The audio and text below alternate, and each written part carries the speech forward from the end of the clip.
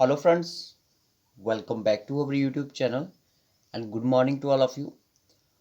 So guys आज हम अपना पार्ट 2 करेंगे करंट अफेयर्स का। तो 2 दिन वीडियोस नहीं आ पाई क्योंकि मेरी तबीयत बिल्कुल भी ज़्यादा ख़राब हो गई थी। तबीयत बिल्कुल भी मेरी ठीक नहीं थी, उसकी वजह से मैं वीडियो अपलोड नहीं कर पाया। तो गाइस उसके लिए सॉरी। तो हम ट्राई करेंगे कि डेली का आपको इसका करंट अफेयर का पार्ट मिल जाए, और जिसमें को हम कुछ थोड़ी स्ट्रेंथ ज़्यादा रखेंगे तो आप उस लेक्चर को वॉच कर सके अपने एग्ज़ाम टाइम पे भी और अभी के टाइम पे भी। तो गाइस जब इसका 100 क्वेश्चंस हो जाएगा मैं आपको पीडीएफ प्रोवाइड कर दूंगा जो आपके एग्ज़ाम पॉइंट ऑफ व्यू से ज़्यादा इंपॉर्टेंट होगा। तो गाइस अपने पास अगर एक नोटबुक रख लीजिए क्योंकि कुछ एमसीक्यूज़ यहाँ पे डिस्कशन करेंगे, और आप इनको लिख भी सकते हो क्योंकि करंट अफेयर्स के हमें नोट्स बनाने होते हैं, क्योंकि हम किसी भी एग्ज़ाम की तैयारी कर रहे होते हैं हमें उस चीज़ के नोट्स ज़रूर बनाने होते हैं। ठीक है, और आपको एडिशनल और भी चीज़ें ऐड करनी है जो हमारे यहाँ से आपको ना मिलें। अगर आपको कहीं यूट्यूब पे या कहीं फिर फेसबुक पे कुछ ऐसा मिल जाता है जो आप ऐड कर सको, उस चीज़ को भी यहाँ पे ऐड करना होता है। ठीक है गाइस, तो चलिए करते हैं इस लेक्चर को स्टार्ट, और आज का हमारा पार्ट 2 है उसको कंटिन्यू करते हैं। पार्ट 1 आपने नहीं देखा है तो करंट अफेयर्स की जो प्लेलिस्ट है उसका लिंक आपको डिस्क्रिप्शन बॉक्स में प्रोवाइडेड है, आप वहाँ पे विजिट करें, आप वहाँ पे पहुँच जाएंगे और उसको देख सकते हो। तो चलिए गाइस आज का करते हैं ये लेक्चर स्टार्ट।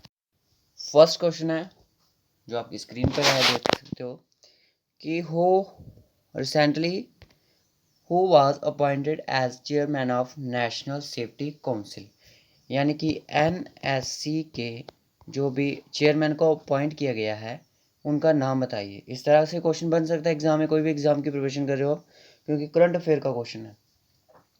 और एनएससी क्या होता है, शॉर्ट फॉर्म में आपको एनएससी भी आ सकता है, यानी कि नेशनल सेफ्टी काउंसिल। उसको अपॉइंट किया गया चेयरमैन को जिसका नाम है S Swaminathan.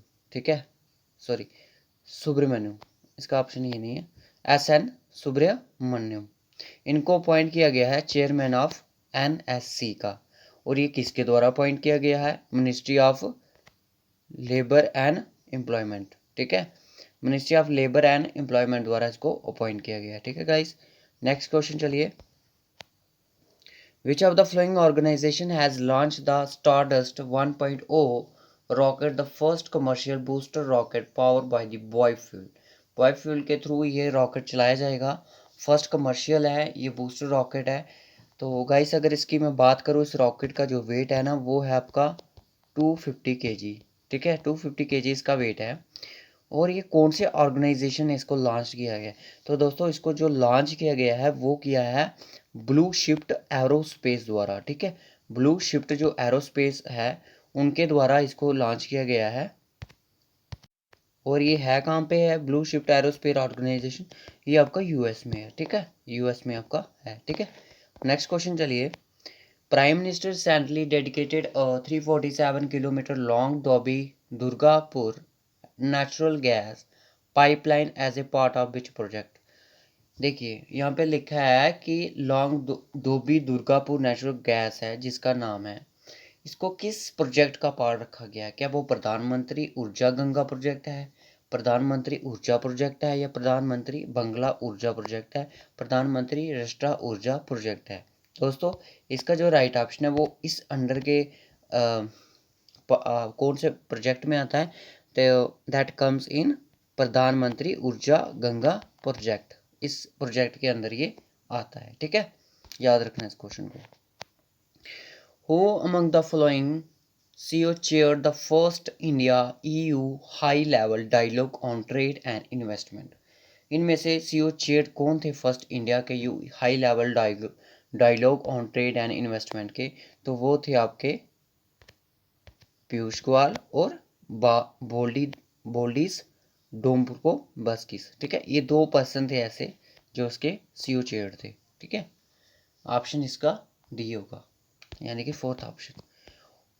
Who has been India first geothermal power project has been propose to be establish. दोस्तों ये बहुत ही ज़्यादा इंपॉर्टेंट क्वेश्चन है रिलेटेड टू किसी भी एग्जाम के related, JK S S B बोल सकते हो, क्योंकि इस तरह का क्वेश्चन ज़रूर बनेगा आपको जेके एस एस बी के जो एग्ज़ाम की प्रिपरेशन कर रहे हो। अब आपको दिया है कि नेशनल है इंटरनेशनल, अब आप ये मत सोचना कि इसमें जीएनके के करंट अफेयर नहीं आएंगे। दोस्तों करंट उस टाइम जब ये था कि local, national and international. Local उस टाइम इसलिए बोला था पंचायत अकाउंट असिस्टेंट के एग्ज़ाम में क्योंकि उस टाइम हमारी जब ये इनका तब हमारी न्यू न्यू यूटी बनी थी। लोकल भी मतलब कि हमें जेएनके का पढ़ना ही पढ़ना था और हमें नेशनल लेवल का ही पढ़ना था। और चलो उस टाइम भी हमारी यूटी बन चुकी थी जेएनके, तो इस बार हमें नेशनल लेवल यानी कि अगर स्टेट लेवल का एग्ज़ाम है तो ज़्यादा चांसेस ज़्यादा हो सकते हैं कि हमें जम्मू कश्मीर का भी पूछा जाएगा क्वेश्चन। तो इस तरह का क्वेश्चन भी आपको एग्ज़ाम में आ सकता है, ठीक है। वो किसके द्वारा किया गया है, वो किया गया आपके लद्दाख द्वारा, ठीक है। लद्दाख में ये geothermal first power project establish किया गया है, ठीक है। और the 16th editions of India US joined the military exercise Yudh Abhyas 20 कमोस्ट commences recently in which of the following state. ये कौन सी स्टेट में अब ये 16 एडिशंस है जो इंडिया का यूएस जिसमें यूएस जो मिलिट्री ने एक्सरसाइज को ज्वाइन किया गया है, जिसको नाम दिया गया है युद्ध अभ्यास, तो ये आपका राजस्थान में है, ठीक है। राजस्थान की उसकी इंडिया की स्टेट में है, ठीक है। Parliamentary messenger in Rajasthan was authorized by who among the following. इनमें से किसको इन्होंने अपॉइंट इसको अथॉर्ड किया है पार्लियामेंट्री मैसेंजर, ठीक है। क्वेश्चन ये भी आ सकता है कि पार्लियामेंट्री मैसेंजर में इस पर्सन को रखा गया है और कौन सी स्टेट में है। तो क्वेश्चन किसी भी तरह से आ सकता है, क्वेश्चन को आपने हर एक नज़रिए से आपने बनाना है, ठीक है। क्योंकि डिटो कॉपी पेस्ट आपको क्वेश्चंस आपको नहीं मिलेगा जेके एसएसबी के एग्ज़ाम में, क्योंकि उनके क्वेश्चन कुछ अलग ही होते हैं। तो आपका इसका जो राइट ऑप्शन है वो आपका बेनके नायडू है, ठीक है। बेनकाय नायडू है इसका आंसर। उसके बाद Bellatrix aerospace is a building a space taxi for satellite.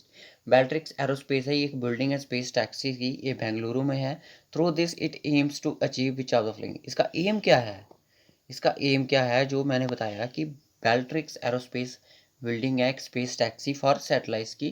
Through this M, इसका एम क्या रहेगा अचीव करने को। तो दोस्तों इसका जो एम है वो आपका रहता है to ferry small satellites into multiple orbits, यानी कि जो स्मॉल सैटेलाइट्स हैं उनको मल्टीपल ऑर्बिट्स में। ऑर्बिट्स का मतलब होता है कि आपको इस तरह से, ठीक है, जो एक लाइन में हो, जो कभी आगे पीछे ना मूव हो, ठीक है।